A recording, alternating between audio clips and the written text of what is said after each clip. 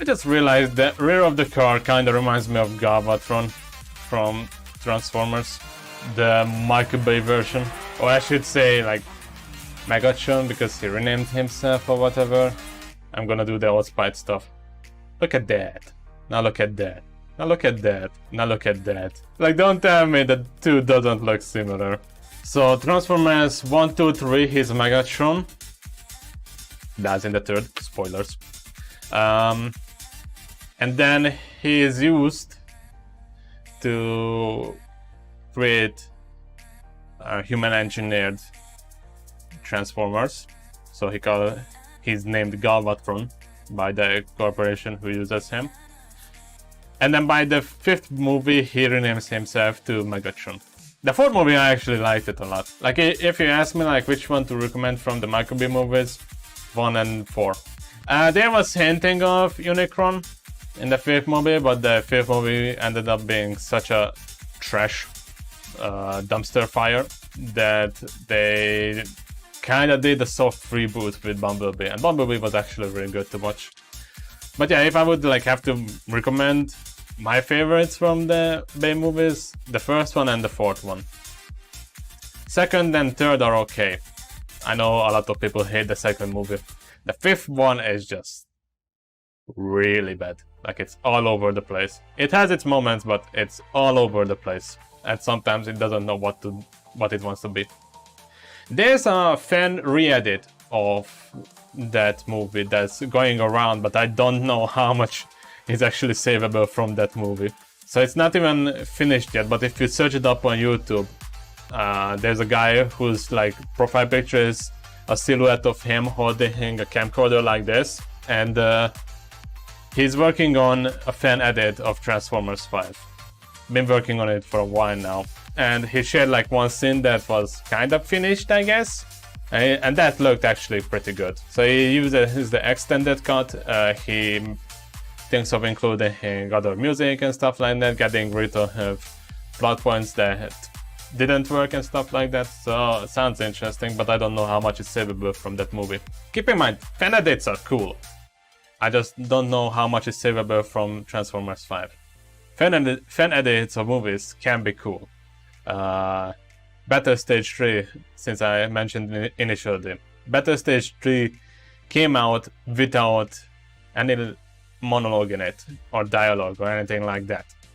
And now there's a re-edit of that from fans that cuts it down to more digestible size and includes audio from the originals. So what they did is they tracked down Blu-ray versions of Initial D and extracted the audio from that, because Blu-rays come with 5.1 audio, so all of the main audio and dialogue and music are separated into different audio tracks, so you can extract it.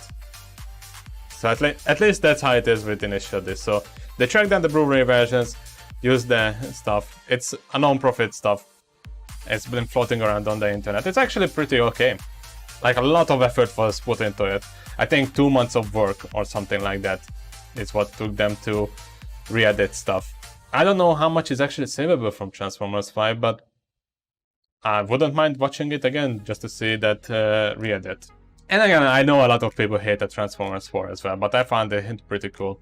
To this day, actually, one of the things from Transformers 4 that I still carry around, this is probably the most quirky stuff, but I still carry around the images that they shared around. Like, my background photo on my phone is the Transformers 4 camera of Bumblebee. Custom edit front grille that they had for the camera. And I had a different photo as a background before, one that showed it better, but like one that looked better, but I like in the past years I lost the photo, unfortunately. Like, I wish that car wasn't just a concept car or something like that, like a mod of it somewhere on Assetto or something like that. That's probably my favorite version of Bumblebee from when it comes to like the car version of him in the Transformers movies. I just really like the lines on it.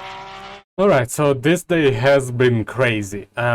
So when I say this day, I'm referring to the day when I decided to originally edit this video, and well, I was certain that when I say it's far from finished, that Transformers 5, the last night, the one fan edit that I know of, is far from finished. Guess what? I was so certain. I finished the video, uploaded it, and that's it. But I checked the video that I was originally talking about, and in the comments I found one link. It's not the edit the guy was promising, but another edit. And turns out that's finished. So curiosity got the better of me. The Primus Cut is the one that I watched. First 10 parts of the edit is up on YouTube, but the rest is uploaded on a separate drive. For the time being, I don't know when you watch it, when this video goes out, it's still out there or not.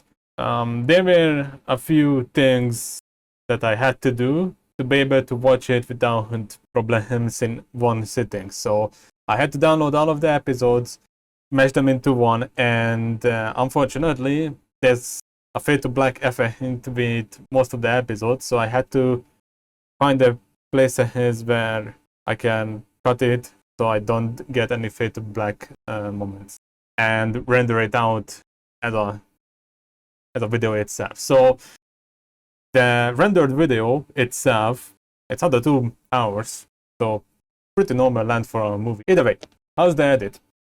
Well, as someone who pretty much disliked the original last night, I can say this is fucking amazing. I absolutely love it.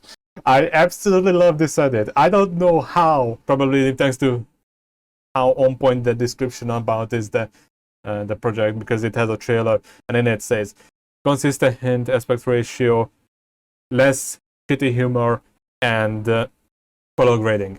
How can I describe it? If you didn't like the last night, give this a shot. There's a high chance that you're gonna like it.